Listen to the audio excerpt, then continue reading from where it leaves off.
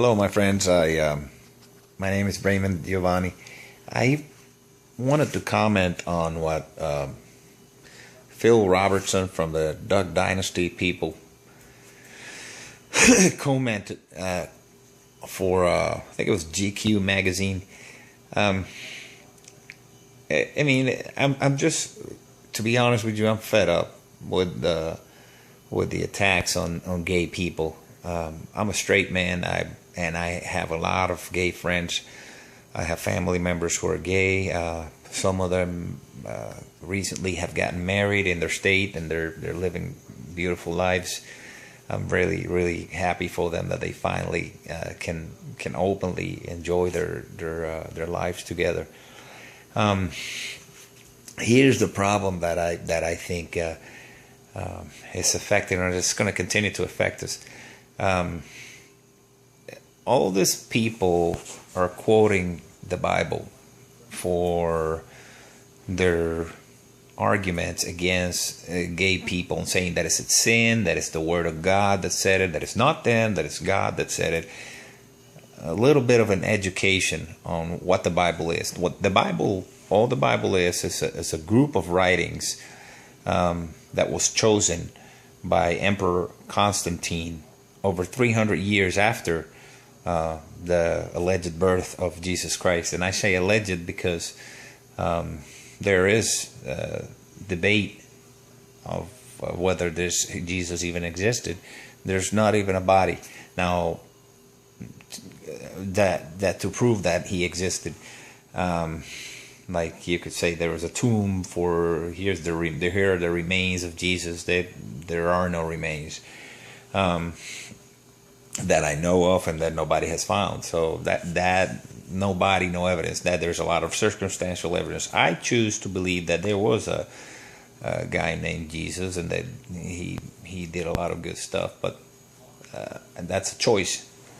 And I am personally, if this person existed, and if he did what he said, that what people said that he did, because he didn't write anything, to my understanding, to my research, there isn't anything written by a character named Jesus of Nazareth. But if this character existed, and if the story of him healing people and trying to attack classism, which is one of the big areas of contention that I have against all these religions and political systems, it's classism. They separate people, and they want to put people against each other. The people who are going to be going to some type of heaven, and the people who are going to go to some type of damnation, eternal damnation. That's why I don't participate in any type of religion. It calls for classism. So this Jesus character, if the writings are right, he was a socialist Palestinian Jew. And the funny part is that a lot of the people who say that they quote unquote are Christians are now, especially in the nowadays in the United States, are anti-socialist agenda. They say that they are Christians, but they don't want to help the poor. They want to take welfare from the poor, and they don't want to give health to the poor. And the funny thing is that this guy, their character that they worship, was a socialist person that wanted to heal the sick people, and feed the hungry, and help the needy, and all that stuff. But going back to the Bible thing, this was a compendium or a compilation of writings, namely 74 writings that Emperor Constantine did in a political move to get a grasp on a fledgling empire. He gathered a bunch of politicians and people with power from his empire, and they chose the books that were in there. And it was in one of this nice choosings. He went on a book burning campaign, and he burned hundreds of books that wrote about the Jesus character. And he, anything that undermined his power.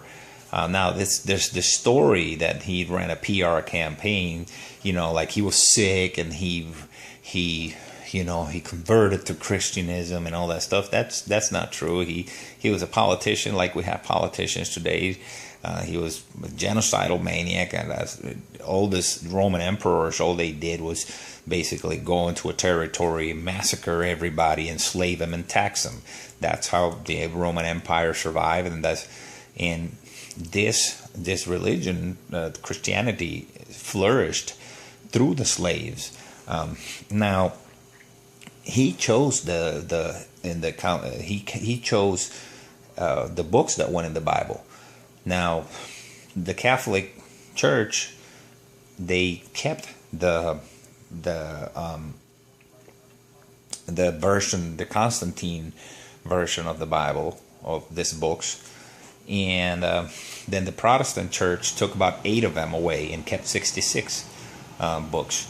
Now, what really pisses me off about this is that people, they keep saying that the Bible was given to man by God. You almost make it think like they almost make you believe that it was God or some deity or their God whispered in their ear of this people to write this stuff, or had it delivered via UPS to them, and it was just people writing stuff, and a lot of it was myth, and then a lot of it, if you look back at the pagan writings and the pagan deities and the pagan holy man, a lot of this stuff is based upon pagan belief systems. In the Christmas it's not, if you look up the term Saturnalia, like Saturn, and then add at the end ALIA. It was a pagan rite that was celebrated. I think it was the 23rd of December. So a lot of these things are borrowed from pagan rites. The virgin birth is not a Christian concept. That was a long time ago. I think it was the Sumerians had a virgin birth before. So all this myths and stuff have been, traveling through humanity. But the one that really, really pisses me off, and I wholeheartedly believe that the genocide committed by religion, by the Christian religion, has a lot of it has had to do with the writings of Paul, the so-called apostle. Paul was a Pharisee, and he wrote he wrote a bunch of letters. His story is horrendous. He was people say he prosecuted the Christians, the early Christians. This man didn't prosecute Christians. This psychopath, which is what it was, a mass murderer. He hunted down Christian men, women, and children, and handed them over. I don't know if he got paid ransom or anything like that. I'm sure he got money for it, because he handed them over to the Romans to be burnt and at the Roman Colosseum, for the amusement of the crowds in their spectacles, the spectaculars. And that I think is so obscene that a man who did this, a man who handed and sold human beings to the Romans to be burnt alive. Sometimes they will put women and children in the Colosseum, and when they wouldn't burn them, they would burn them for torches, for lighting, human beings for lighting. Imagine that. And this guy did this. So they would, when the lions would not, or the animals would not attack the people, they would wrap them around in hides and put blood on them to make them look more appealing to the lions, so that lions would eat them and attack them. Humans were not normal prey for lions and stuff. So, this is, if you don't believe me, just look this up. Look, I couldn't make this thing up if I tried. Then all of a sudden he comes up with a story that he all of a sudden, the God or Jesus, a voice from heaven screams at him. He's chasing more innocent women and kids to turn them into lion food and torches, and he gets knocked down miraculously from his horse after a voice from the sky tells him, "Saul, Saul, why are you chasing me?" And then he goes blind for 3 days, and then goes into a town, and some guy named Ananias or something restores his sight, and he all of a sudden is a Christian, and ends up writing a bunch of a lot of the New Testament.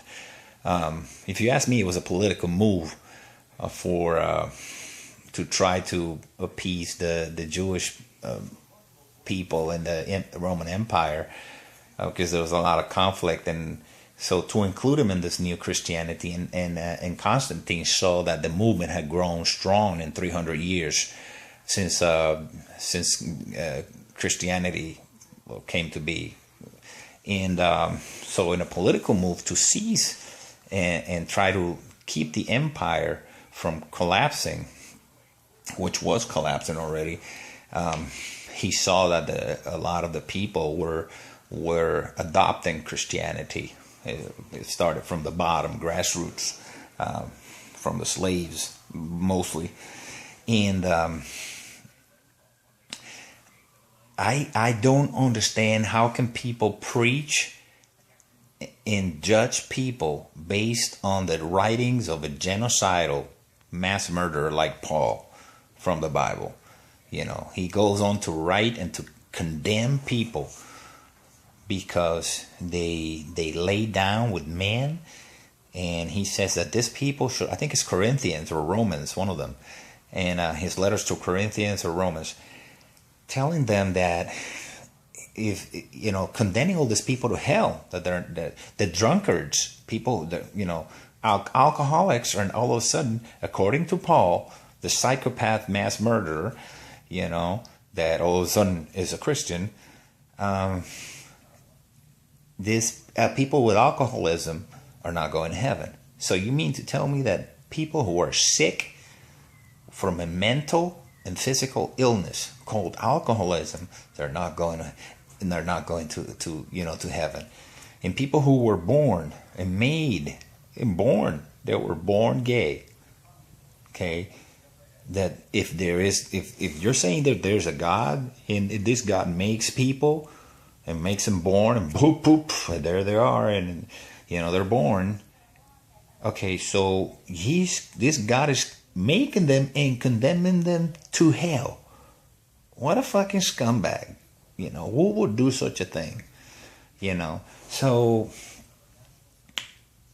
all of a sudden now Phil Robertson and all these people continue this Bible thumping. They continue to preach this garbage, you know, from a mass murderer, yeah, who all of a sudden has the keys to some type of heaven.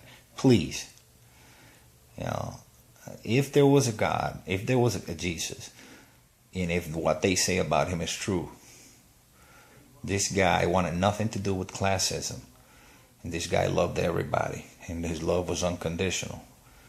Okay, and if he died, I think if he woke up, if he reincarnated or whatever, his spirit got into another body or whatever, he would burn the Bible right now.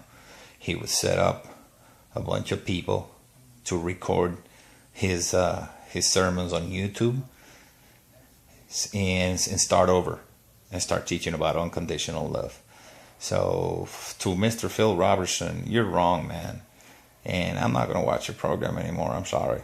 You know, I'm sorry. I'm going to support my gay friends, and I ask you that you support them too, and stop being so religious fanatics and all this stuff, and ditch all those books written by or compiled by Roman emperors, and maybe we can start and get back to what an alleged person did a long time ago, which was love people unconditionally. Love you guys.